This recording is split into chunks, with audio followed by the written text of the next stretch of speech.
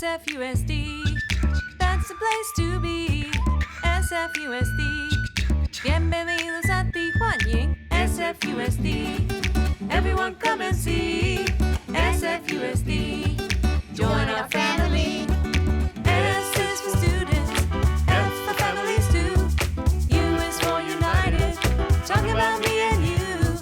S for solidarity, D is for diversity. SFUSD. Hello, scientists. How are you today? Muy bien, good. It sounds like a lot of you are off to a good start today. I am too. I've been looking forward to continuing our learning together. Last week, we learned a lot about animals and plant defenses. We even got to see the inside of a crab to fully understand why they need its defenses to not only live, but survive. I thought it was great getting to learn a lot about crabs. You know which animal I want to explore a little more? Oh, some of you knew, or maybe you just remembered, but I wanted to learn more about monarch butterflies. Well, I really wanted to learn more about where they live. Remember when we first started talking about living things and their needs? We learned about monarchs and that they needed somewhere warm to live. I had also learned from my research and from what I knew before that monarch butterflies live in 2 different places throughout their lives. In California, a lot of them congregate in Pacific Grove, and in Mexico, they tend to migrate in Oaxaca. Científicos, the distance between these 2 places is 3,000 miles by air. Can you imagine such a small creature going that far? Me neither. You know what else I had a hard time imagining? I can't imagine why a butterfly has to travel so far. I've been to Pacific Grove. It is so beautiful there. I can't imagine why the butterflies wouldn't want to stay there. So I had to find out. I went to my computer, opened my browser, and started to type when I realized I wasn't really sure what to search for. So first, I looked up what to call a living thing's home, and it came up with habitat. Have any of you heard that word before?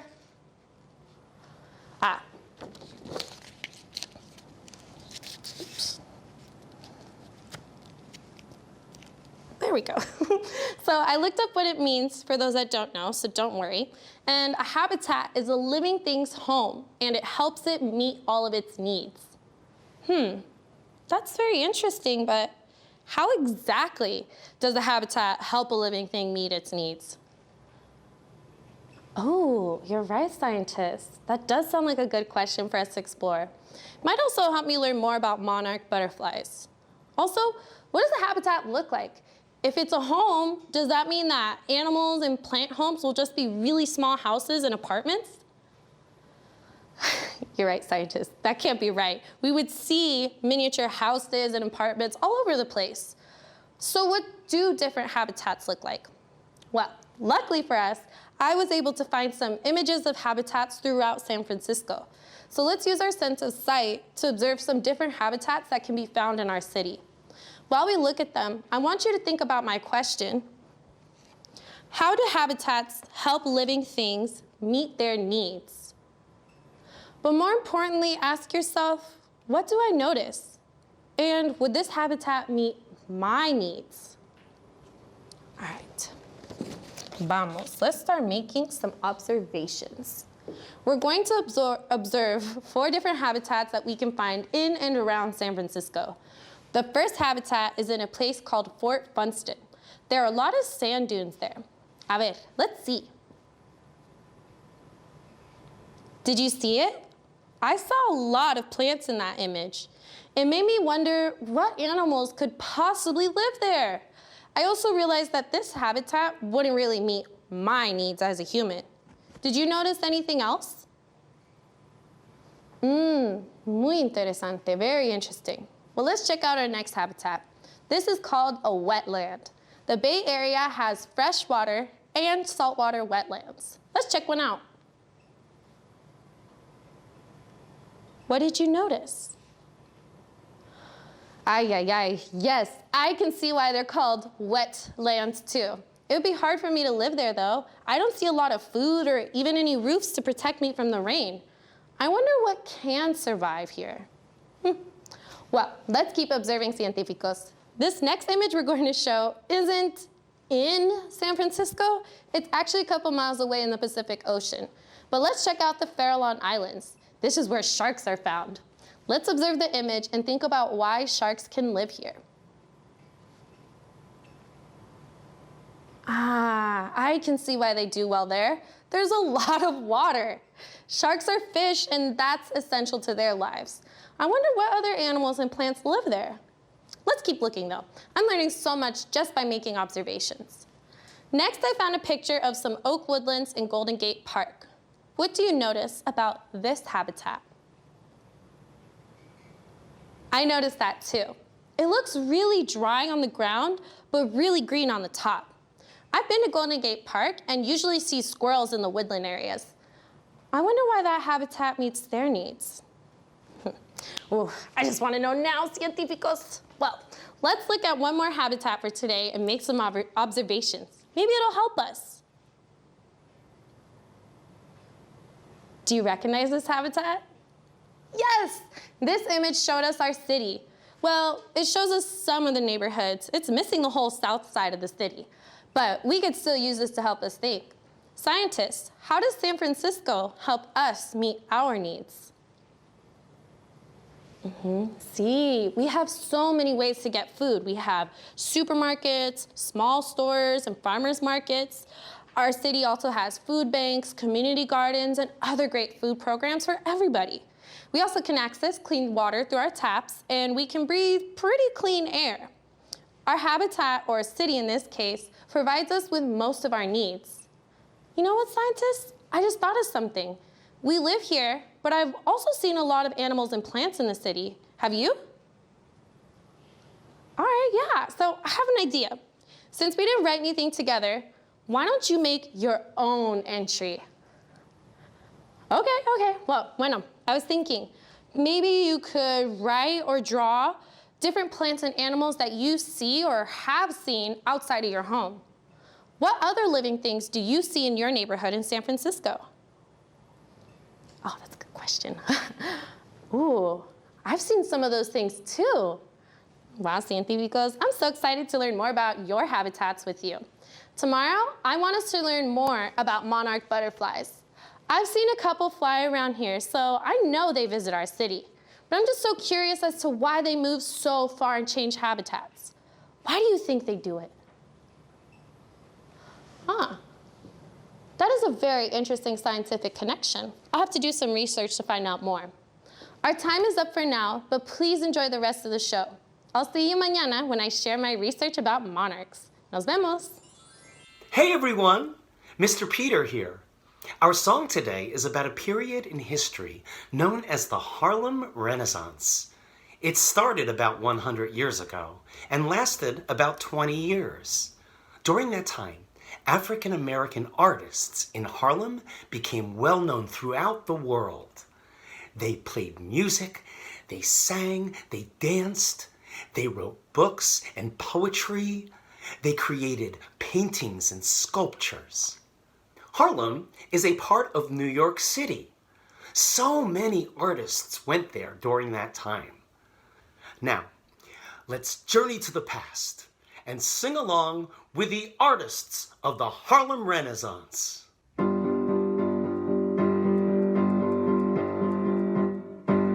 We are the artists of the Harlem Renaissance. We are the artists of the Harlem Renaissance. We are the artists of the Harlem Renaissance. Welcome to the 1920s. My name is Louis of the Harlem Renaissance. I was a musician of the Harlem Renaissance. Louis Armstrong. I am one of many artists of those days. My name is Ella of the Harlem Renaissance. I was a singer of the Harlem Renaissance. Ella Fitzgerald. I am one of many artists of those days. We are the artists of the Harlem Renaissance. We are the artists of the Harlem Renaissance. We are the artists of the Harlem Renaissance. Welcome to the 1920s.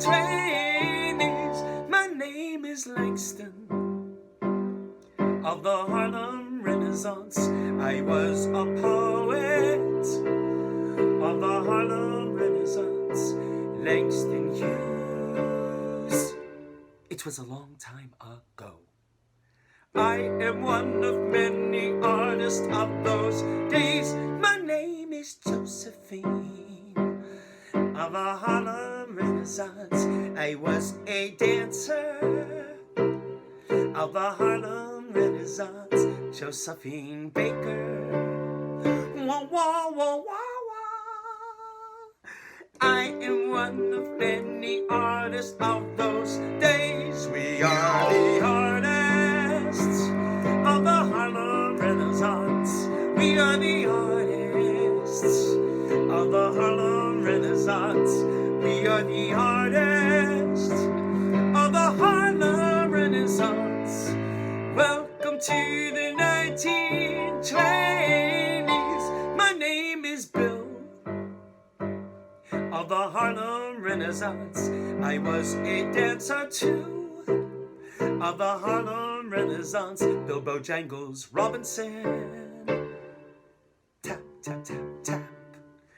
I am one of many artists of those days. My name is Paul of the Harlem Renaissance. I was an actor of the Harlem Renaissance. Paul Robeson. Oh, Desdemona. I am one of many artists of those days. We are the artists of the Harlem Renaissance. We are the artists of the Harlem Renaissance. We are the artists of the Harlem Renaissance. Welcome to the 1920s. We are the artists of the Harlem Renaissance. We are the artists of the Harlem Renaissance. We are the artists of the Harlem Renaissance. Yes, we are the artists of Harlem, New York City, Harlem Renaissance.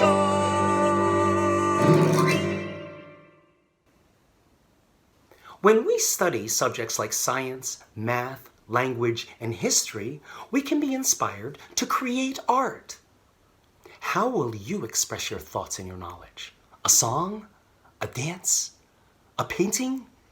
Maybe your art will be part of a new renaissance. Enjoy the rest of the show, and we'll see you next time.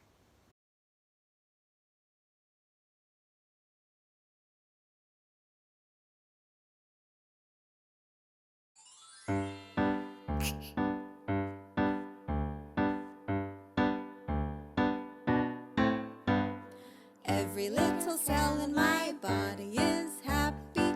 Every little cell in my body is well. Every little cell in my body is happy. Every little cell in my body is well. I'm so glad that every little cell in my body is well. I'm so glad every little cell in my body is well. Hello, it's time for Mondays with Matthews, and it's Black History Month. So today I'm going to share this story with you, Papa, Do You Love Me? It's written by Barbara M. Josie, and it's illustrated, drawn by Barbara Lavalley. Papa, Do You Love Me? And a big thank you to Chronicle Books for allowing us to share this story. Papa, do you love me? Papa, do you love me? You came from Mama, whom I love, your grandpapas and grandmamas, whom I honor, and from me. You are my tender heart. I love you. How much? I love you more than the warrior loves to leap, more than the bush baby loves the moon, more than the elder loves his stories.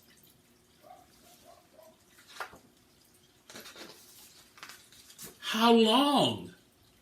I love you as long as the wildebeest run on the Mara, the hippopotamus wallows in the mud, and the cigarette rolls to the sky.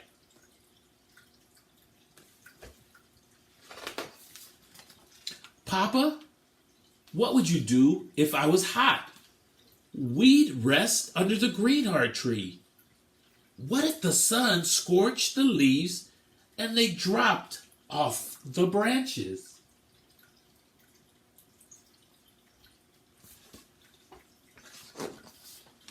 Then I'd stretch out my blanket till you were cool in my shade.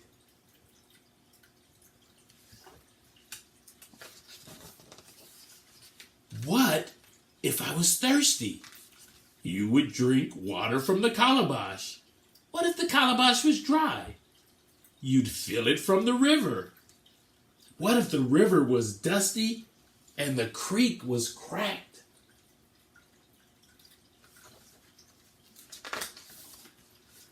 I teach you to look for hidden streams and push through dry earth until you reached water. Then, tender heart, we'd splash sweet water over our tongues.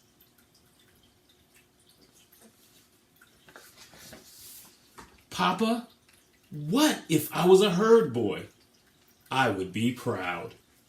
What if I was a herd boy and I ate roasted meat till my belly was round, and I tried to stay awake, and I tried to guard the cattle, but my eyelids got drowsy? Then I'd show you how to stay awake. Together we'd sing to the full white moon and dance to the sweep of stars under your eyes were bright.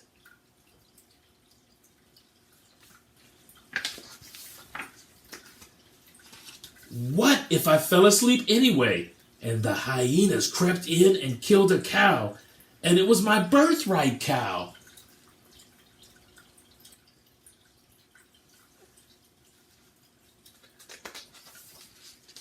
Then, tender heart, I would be angry, but still, I would love you.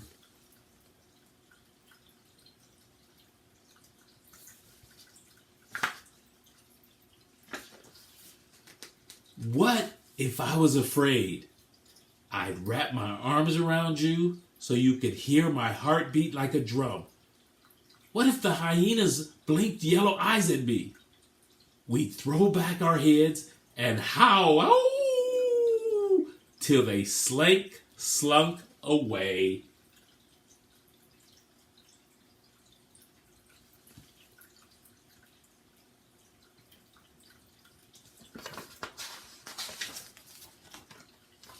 What if a lion prowled in our camp, swished his tail, and rumbled for food, and I was his food? Then, tender heart, I'd shelter you with my shield. I'd shake my spear at the beast till his great mane trembled and he cowered in his den.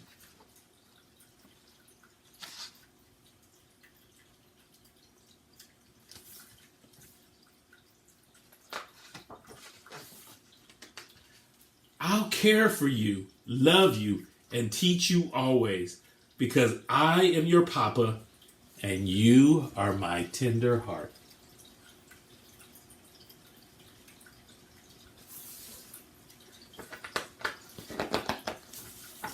Papa, do you love me?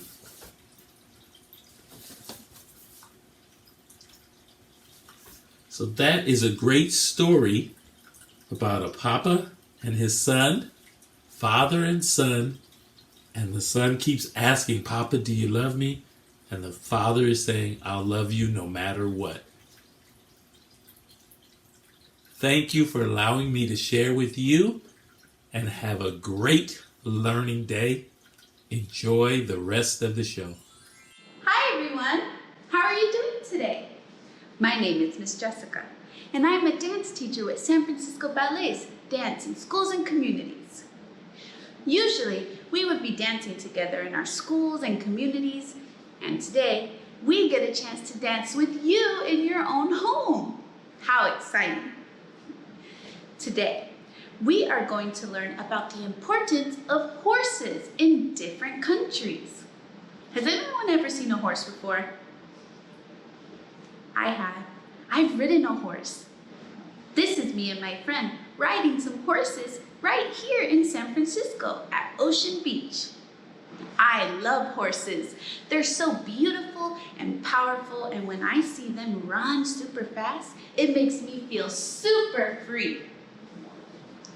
Today, we are going to move like horses, pose like horses, and we are going to really show the emotion that horses give when they are moving around a space.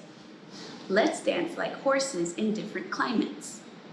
Let's dance as if we're in hot climates, and then let's dance like we're in really, really cold climates. Maybe in the hot climate, we're dancing a little bit slower, it's a little hot. Okay, so I want you to do your gallop a little slow. Slow gallop. Ooh, it's hot. Slow gallop. Now, it's really, really cold. Now we need to warm up our body. So let's gallop a little bit fast.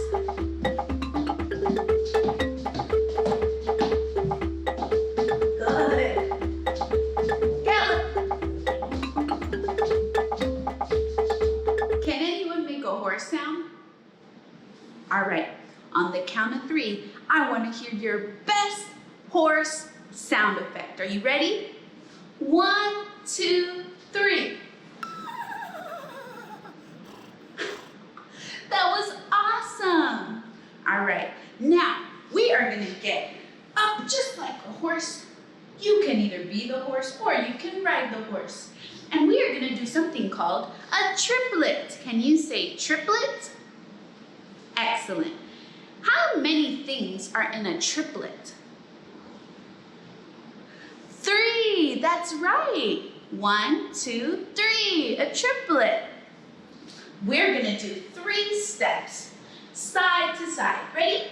1, 2, 3, 1, 2, 3, 1, 2, 3, 1, 2, 3, 1, 2, 3, 1, 2, 3, 1, 2, 3, 1, 2, 3. Good job. Now, those are our triplet steps. Did you know that you can hear a triplet in the music? So, let's do a little body percussion and let's learn how to play a triplet. How many things are in a triplet? 3. So we're gonna make 3 sounds with our body. We're gonna go triplet, triplet, triplet, triplet, again, triplet, faster, triplet, triplet, even faster, triplet, triplet, triplet, triplet, triplet, even faster, triplet, triplet, triplet, triplet.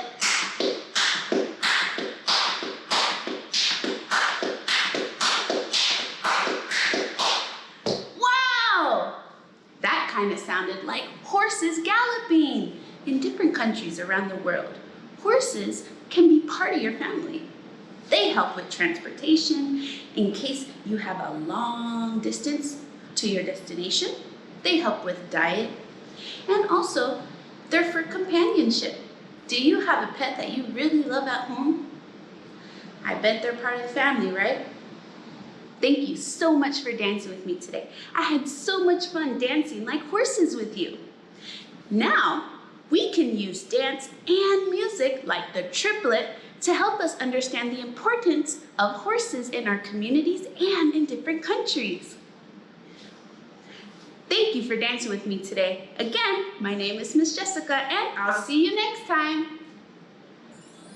Happy Black History Month! My name is Sister Shia, and I'm a teacher at Civic Center Secondary School, and these are my sons, Mason and Minley. One way we love to celebrate Black history all throughout the year is by reading lots and lots of books. And we also love to study space. Black people have a long history of studying space, from the Dogon people in ancient Mali to Victor Glover, who recently launched in the SpaceX Dragon. But right now, our favorite book about Black history and space is Hidden Figures, the true story of 4 Black women and the space race. It's about Dorothy Vaughan, Mary Jackson, Christine Darden, and Katherine Johnson. What did they do, Mantha? But then the Dalmatians. For? To go into space. To send what into space? Rockets. Yes, they did the math that sent human beings and rockets into outer space. Who's your favorite one of these women, Menelik? Dorothy Vaughan. Dorothy Vaughan. Okay, what did Dorothy Vaughan do?